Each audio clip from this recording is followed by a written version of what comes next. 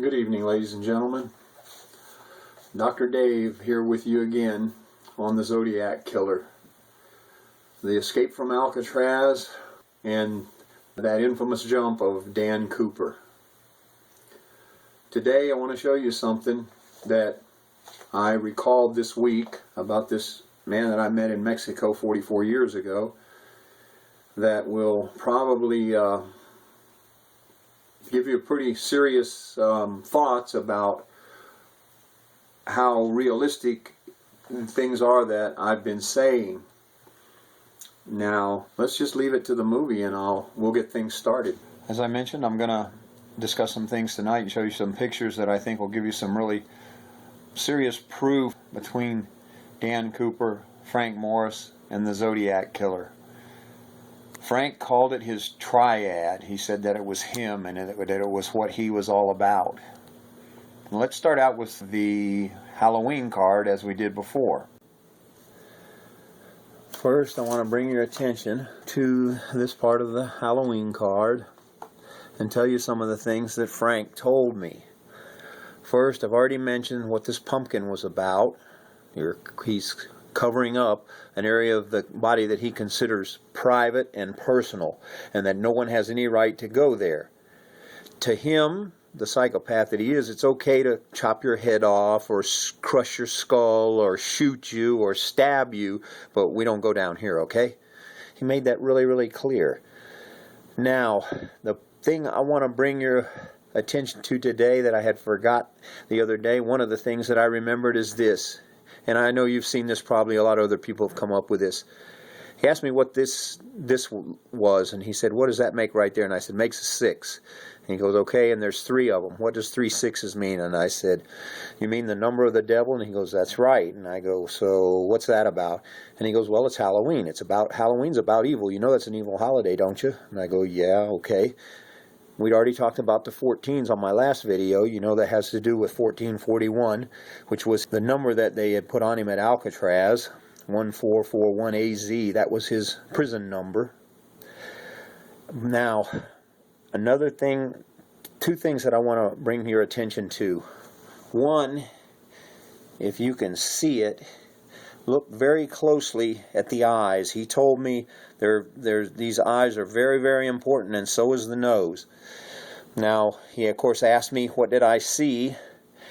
This eye, I can't find a good enough picture to see what's in it. There's something in there, and I will have to, until I can find a picture that's good enough, I won't be able to tell you what that is because I can't remember. But with the help of my secretary, Veronica, I want to give her some credit. She helped me find a few other things on this picture. One of the things that she helped me find had to do with the triangle in the nose. And if we look down here, we see 2 triangles in the heels, one there and one there. He asked me about, did I see anything strange in those feet? And I said, yeah, and I also see a number 4 here, an F there, an L there, and I'm not sure what this is. It must be one of his signs that has something to do with his name, because FL is his first 2 initials. These toes, I think he said, I'm not sure, but I think he said they're just regular toes, but I don't know. There could be some signs in there. But anyway, the triangles really stand out if you look at them.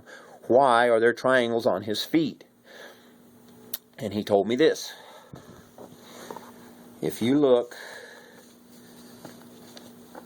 here, you will see a triangle here, a triangle here, and a triangle here. And if you connect them, connect this one and this one and this one, you have a bigger triangle. He mentioned that to me. As a matter of fact, I mentioned it to him. I said, well, if you connect them, you got a bigger triangle. He said, yes, that's exactly what it's about. This whole person is a triad of these 3 triangles. Now, he didn't tell me what the triangles meant, but if we look closely at the eye, I'm going to try and bring this in for you.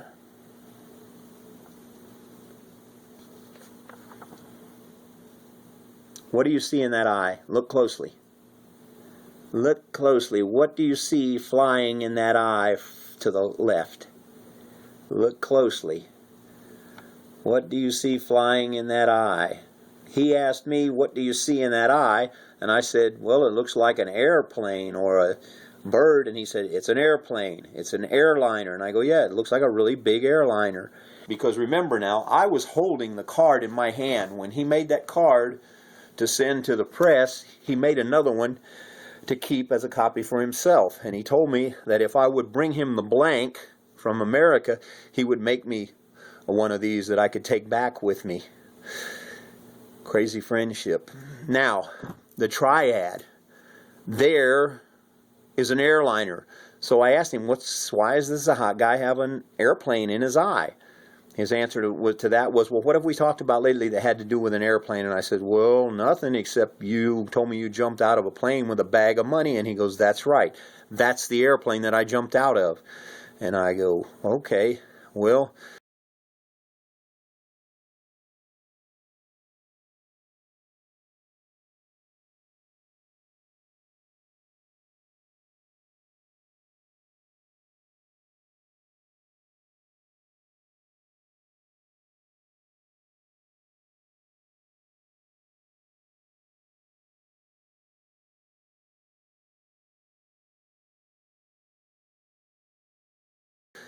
So how come he's got a triangular nose? And he goes, that's a very important part of it. And that's when he explained the triad to me.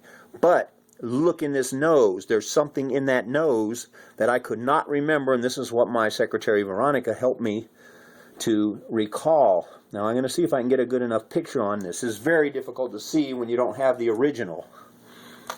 And everything is from pictures nowadays because no one has the original. And you can look at some of the pictures on the internet and you might be able to get a better look than I. If you can look right here, you can see that the left side of the nose is brown and the right side is orange.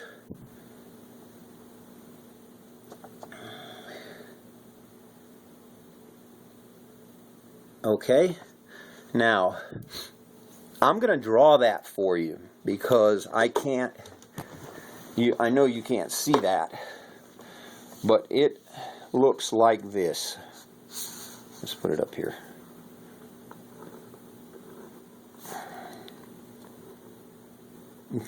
Okay, now the brown comes in like this, goes up like that, goes down like that, back up, and goes like that. And I remember asking him, what is that? And he goes, what do you know of that's brown? And I go, I don't know, maybe rocks? And he said, that's exactly what it is. You see the triangle? This part is orange. You know what? Let me color that in for you.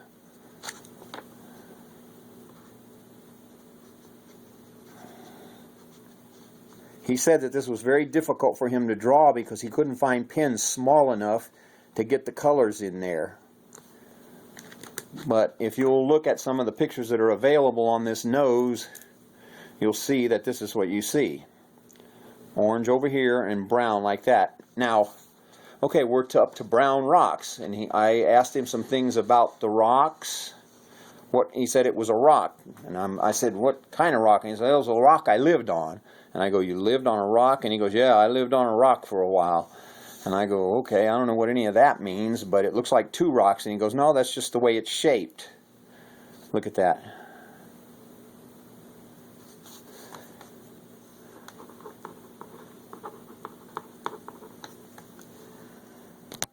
You see if you can get the general shape. You see the shape? See how it goes like that, and then it goes like that? Remember, he couldn't get a pen small enough to draw it correctly. Let's get in really close, see if we can get you a really nice picture of that. I'm taking a picture off the internet. See that? That's the figure, the drawing of what he tried to portray on the nose of that skeleton. And this is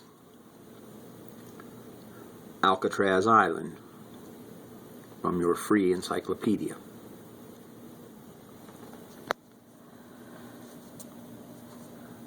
Now about that for proof.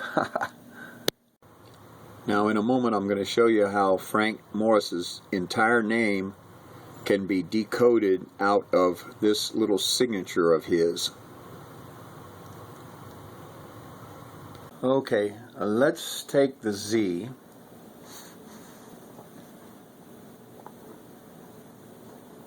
and the dot up there in the corner.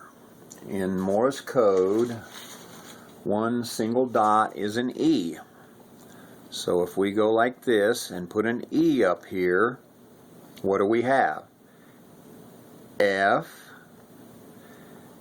L, that's Frank Lee, and there's an E there. We've already got two E's for Lee, so Lee is spelled out completely.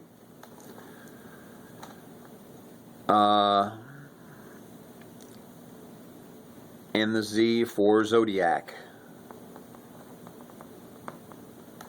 Okay, more indication of Frank Lee Morris being the Zodiac. But now this is the one that's going to really get you. This is what my secretary Veronica helped me to recall by asking me questions and taking me back to that time with the Zodiac and remembering what he had said to me. He said a lot of things about eyes being eyes that were watching people. And I remember what he said about these cobwebs. He said they mean absolutely nothing because they actually came on the card. He bought this card, sort of a stock. It was a common Halloween card back then, and he added a lot of things to it. I'm not sure how much of it he added, but the skeleton, I'm pretty sure he added it. If he didn't draw on the one that was there, I don't know. But anyhow, let's get back to this. This is a most interesting sign. And by the way, if you, he did say something to me about it. It had something to do with the pyramids too, because these two dots right here and these two dots here, if you look at pictures of the Sphinx laying down there between the two pyramids, this covers one pyramid, this covers another pyramid, and this is the feet of the Sphinx, and this is the eyes, I think it is, and then there's just this missing right here, which might be a shaft in the pyramid, I don't know. But let's get this up here where you can see it. I think I'm going to redraw that for you in something that's a little bit more visible.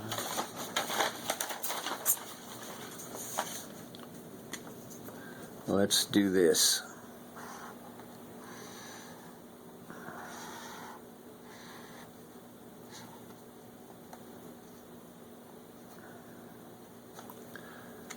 Now, I'm not to scale or anything. By the way, Frank Morris was a draftsman. I think he learned that trade in prison, and that makes even more sense with all of these crazy things.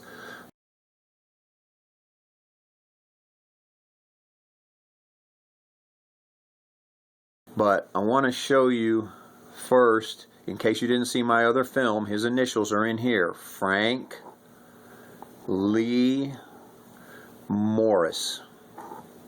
Okay? So we know who we're dealing with here.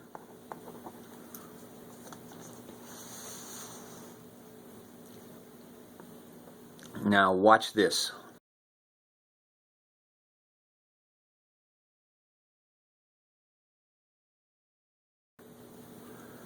Oh, first I want you to see this. This is another letter that he sent. This is the Zodiac speaking. By way, have you cracked the last cipher I sent you? And he says, my name is, and he gives this code. And that was deciphered to say, connect the dots. So if we go over here, and again I'm going to remind you of something I've told you on previous films, he was making fun of the entire world and the FBI and everybody else, the police that tried to investigate him, because his big joke was that he said, within the letter is my identity. If you can crack the code, you can get my identity. Well, it wasn't in the letter. It was in the signature. He told me that. He says, if I didn't put my initials or my name or anything in the code, he said the letters are in there, but to be able to figure it out, you have to get them from my signatures. They have my identity in all of them.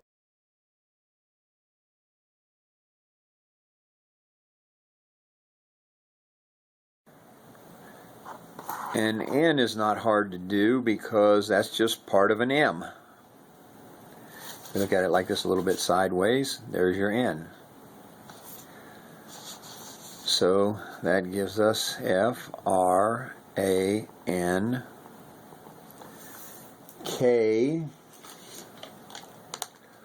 We've already said is this right here.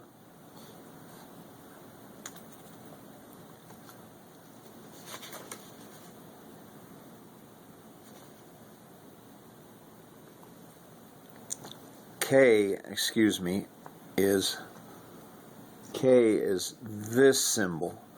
Well, that could be this. It's real easy to get that symbol. So we have our K, Frank, and we have our L for Lee.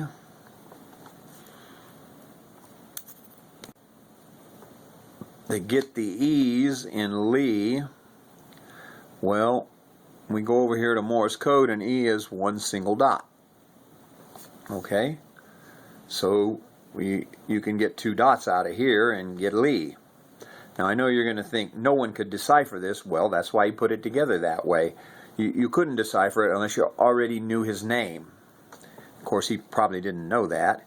Here's the M for Morris.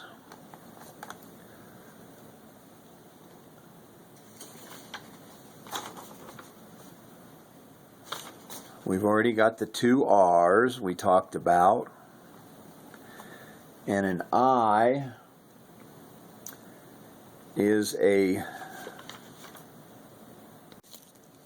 I, as we see here in Morse code, is two dots. We have two dots here. So there's the I.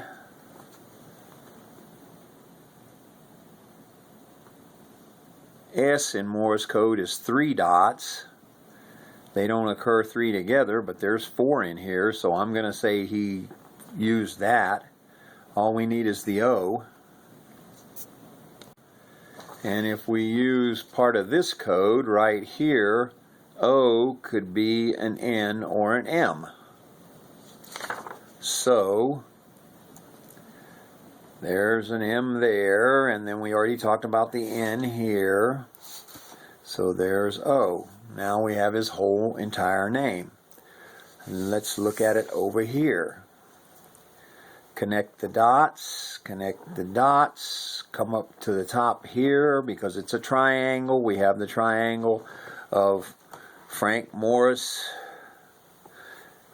Dan Cooper, and the Zodiac Killer.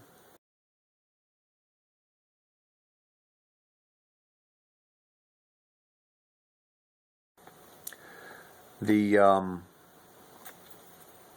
M for Morris, the F for Frank, the L for Lee, several Morse code letters that give us pretty much the rest of everything that's in there.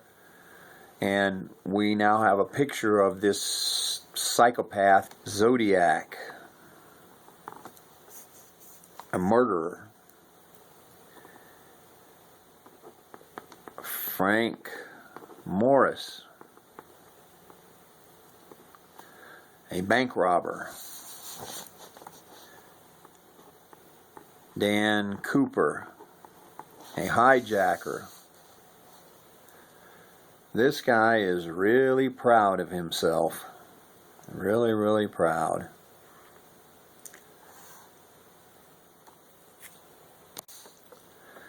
Again, today I want to reiterate, I think the most important thing that I have remembered this week about Frank Morris is this airplane right there in that eye. That's the airplane he jumped out of, and he told me that. He told me that this was the rock he lived on. That had to be Alcatraz Island. I recall asking him, what is that little dot right there? And he said, that is a mistake. But there is something in here, and I kind of think, if you look at this little symbol right here, I think this might have had something to do with Charles Manson. But he said that the eye was open and it was watching whoever he sent the card to. He sent it to an editor of a paper, and that he wanted them to be scared. And then recall the triangle. A triangle here, a triangle here, a triangle here, the nose, and a big triangle that covers the whole person, because that's who he is. Dan Cooper, Frank Morris, and the Zodiac Killer. who once lived on the rock.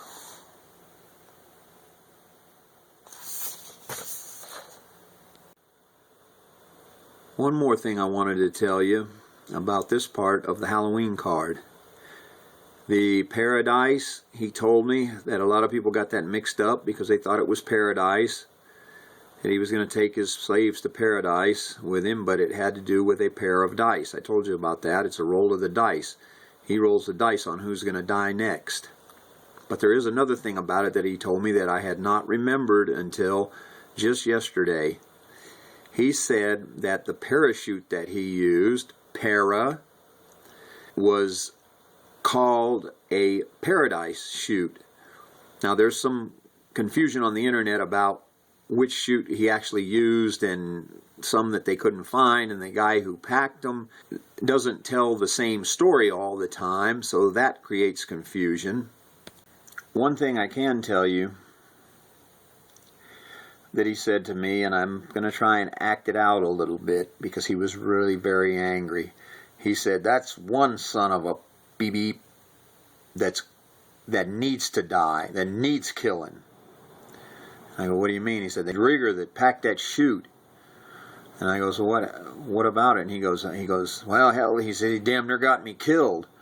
And I go, "Really? You mean he packed it wrong?" He goes, "Yeah." And I go, "What did he do to it?" And he goes, "Oh, I don't know." He said, "But I had to pull the ripcord. Like, first of all, I couldn't find it, and then I couldn't get a hold of it. And then when I pulled it out, I had to pull it way out to here." And he did both arms like this.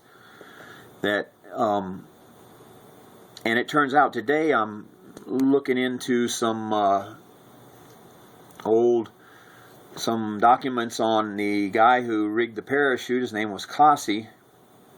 And it turns out that he had stuffed a bigger chute inside of a smaller bag. And this had caused the ripcord to have to be pulled much further than it normally would.